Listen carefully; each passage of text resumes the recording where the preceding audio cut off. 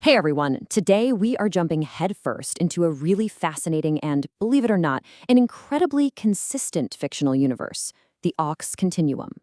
And what's so cool about it is that it's a world built from the ground up on one single powerful idea. So yeah, let's dive in. So, here is how we're going to break it down. We're going to start with that one core rule. Then we'll see how it shapes everything, from government to the way people actually talk. We'll even look at the pretty catastrophic consequences when that rule gets broken. And we'll wrap it all up by seeing how a leader actually governs this entire intricate system. If you remember nothing else from this entire explainer, remember this. Seriously, this isn't just some catchy phrase in the Aux universe, it's a fundamental law of physics, of survival. Everything, and I mean everything, is built on this maxim. So let's start right there with that one rule. It's called the law of flow.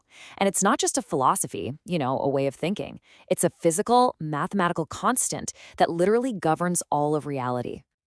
Now, don't let the equation scare you. The law of flow is basically a universal conservation rule.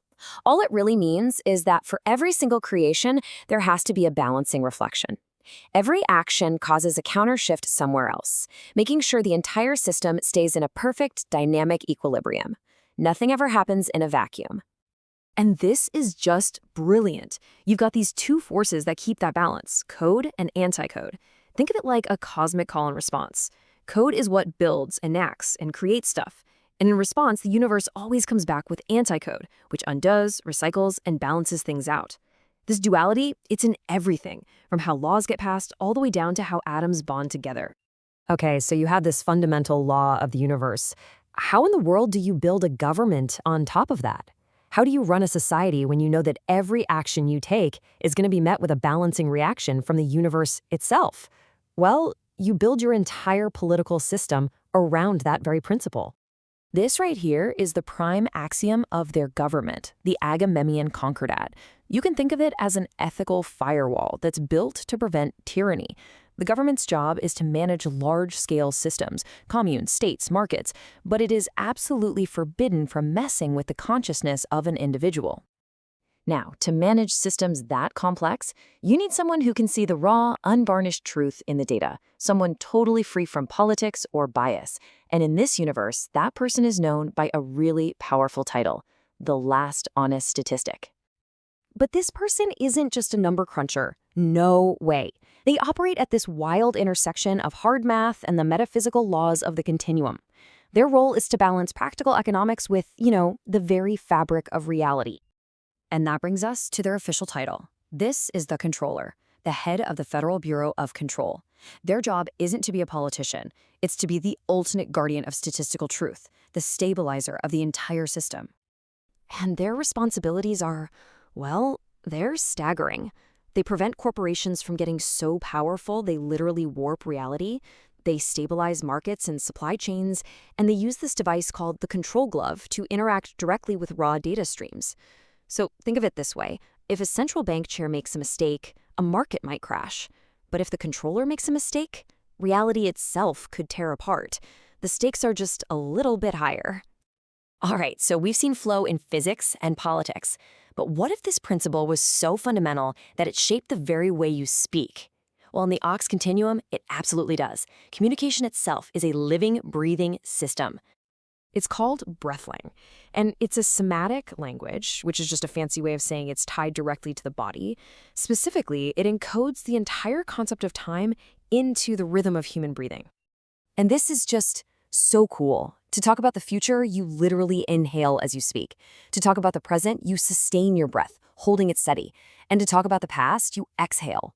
The very act of speaking becomes this physical manifestation of time passing. It's language as a living, flowing process. So far, we've seen this universe in a perfect, dynamic balance. Everything is flowing, everything is working.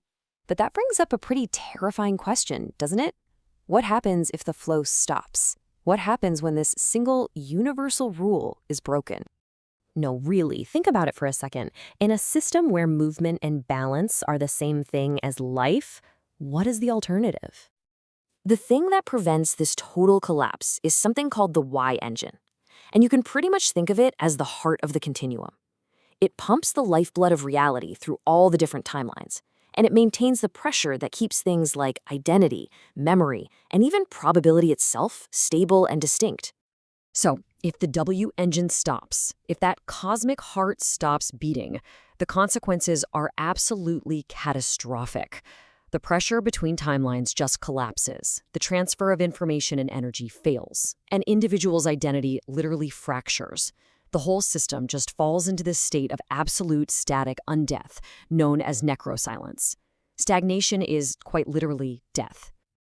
Okay, that was a little heavy. So let's bring all these high-stakes concepts back together and see how a leader actually governs inside this system. I mean, how do you lead when the cost of failure isn't just a bad economy, but maybe the end of reality itself? Let's look at the first 4 turns, or decision cycles, of a new leader, Presiding Officer Lucius II. You're going to notice a pattern here. His very first action is to launch a framework to restore social and agricultural flow. Then he deals with threats from nekros, which is a state driven by entropy, the exact opposite of flow. Then he moves to harmonize and integrate his nation's cultural flow. And finally, he sends a specialized unit on a dangerous mission into a place where flow has stopped to perform an extraction. Every single action is about maintaining or restoring flow. There's this phrase in Universe, fluxum ordinat, ordo fluid, and it just perfectly captures the whole philosophy. It translates to something like order directs, but flow gives order. It's a great reminder that while you can create all the structures you want, it's the flow itself that gives everything its true shape and its purpose. So, when you boil it all down, the Aux Continuum gives us this vision of the universe as one vast, interconnected, living system. Everything from government to language to physics has to constantly adapt and move, because to stand still is to invite total collapse. And that leaves us with a final, pretty provocative thought.